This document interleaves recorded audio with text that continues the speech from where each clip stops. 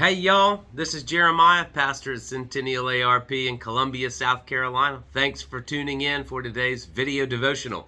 Proverbs chapter 18, 5 through 8 today. It is not good to be partial to the wicked or to deprive the righteous of justice. A fool's lips walk into a fight, and his mouth invites a beating. A fool's mouth is his ruin, and his lips are a snare to his soul. The words of a whisperer are like delicious morsels. They go down into the inner parts of the body. Why are soap operas popular? Why are reality TV shows huge hits? Maybe to speak a little to my culture, why is televised wrestling so popular?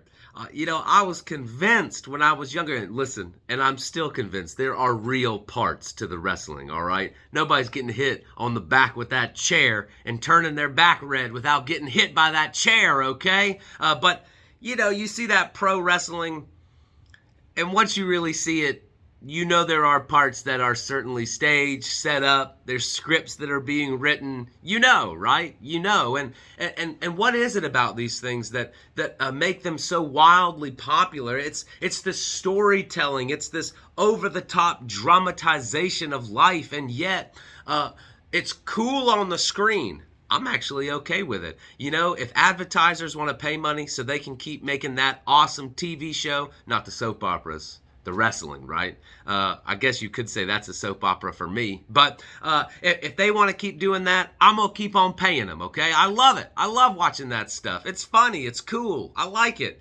But when it bleeds into life, when it's off the TV screen, and when it's in your life, things change pretty quickly. It's not so funny, and it's not so fun to watch, and it's definitely not so good to feel it. In fact, it can sometimes feel like that chair across the back when you start to realize that the rumors and that this delighting in other people's pain and misery and sorrow without a sense of care at all can be devastating and damaging, not only to the church, not only to the proclamation of the gospel, but to you as a person. That's hard, and that really stinks. And yet more than that, in a world that is full of talk and full of fake, what are we actually ever really getting done?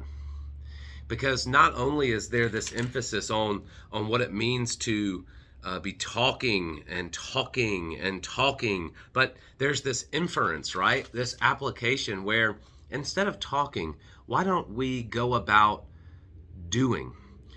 Jesus told us that when we are hit, to turn the other cheek. That's an action. He told us to love our enemies as ourselves. That's an action. He told us to go and to talk about him and to talk about the good news. That's action.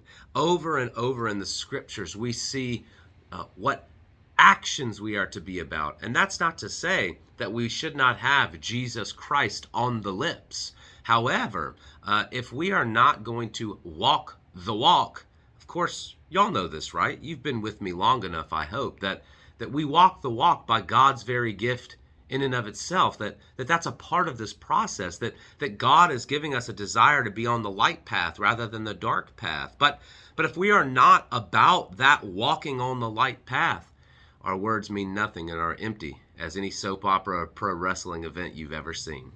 Think about that. If it's convicting, let it be. Don't stop there.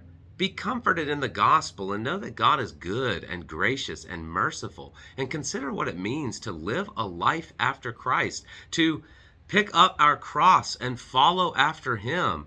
Yes, it's an illustration, but Jesus was implying action.